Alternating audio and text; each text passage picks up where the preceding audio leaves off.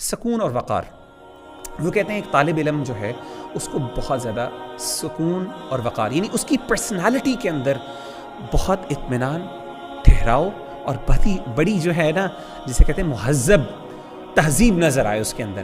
اور آبویسلی میں کہتا ہوں کہ یہ صرف ریلیجس نالج کے لیے نہیں بلکہ کسی بھی نالج کے لیے، آبویسلی کسی بھی، اگر آپ آبویسلی پڑھے لکھے اور ان پڑھ کے اندر ہم فرق کیسے کہتے ہیں؟ ہم کہتے ہیں یہ بندہ بڑا مہذب ہے، بڑا پڑھا لکھا آدمی. کیسے پتہ چلتا ہے؟ بات کرنے کے سٹائل سے، مسکرانے کے سٹائل سے، لوگوں کے ساتھ ڈیلنگ کرنے کے انداز میں. تو خاص طور پہ وہاں پہ سکون، اطمینان اور وقار، پرسنالٹی کا خیال رکھنا، مہذب رکھنا، بدتمیزی نہ کرنا، گندی بات نہ کرنا.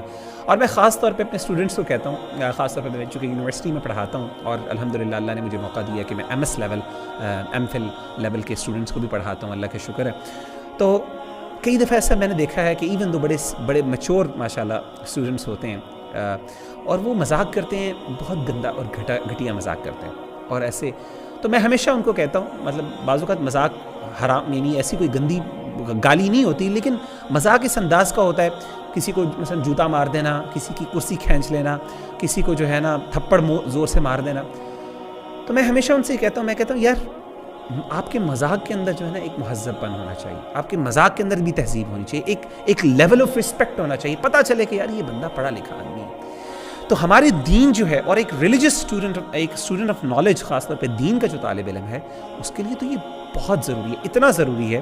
آپ دیکھیں کہ اللہ تعالیٰ نے یہ جو وقار ہے اور سکون اور اطمینان اور ٹھہراؤ اور بڑا اپنے آپ کو رکھنا، یعنی ٹھہرو اور رکھ رکھاؤ جسے کہتے ہیں ہم اپنے مینرز کے اندر، اس کو اتنی اہمیت دی ہے کہ نماز کے اندر اگر آپ نماز کے لیے لیٹ ہو رہے ہیں تو اللہ تعالیٰ نے، یعنی نبی صلی اللہ علیہ وسلم نے ہمیں حکم دیا کہ نماز کے لیے بھاگ کے نہ جاؤ.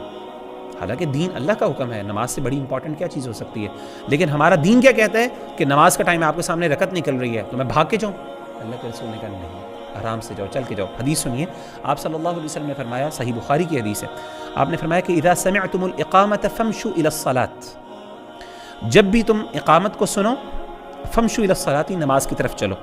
وعلیکم بالسکینۃ والوقار، تمہارے اوپر سکون اور وقار ہونا چاہیے، اطمینان سے چلو اور وقار سے چلو، بھاگ کے نہیں جانا.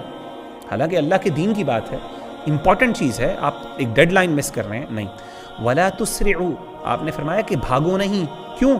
فما ادرکتم فصلوا، جو تم پالو نماز میں سے وہ پورا کر لو، وما فاتکم فاتموا، اور جو تم سے نماز رہ جائے اس کو پورا کر لو. تو کہنے کا مطلب یہ ہے کہ امیجن کریں کہ اس چیز کی اہمیت ہمارے دین نے اتنی زیادہ دی ہے کہ ایون نماز کے لیے بھاگ کے جانے سے منع کیا اور کہا علیکم السکینہ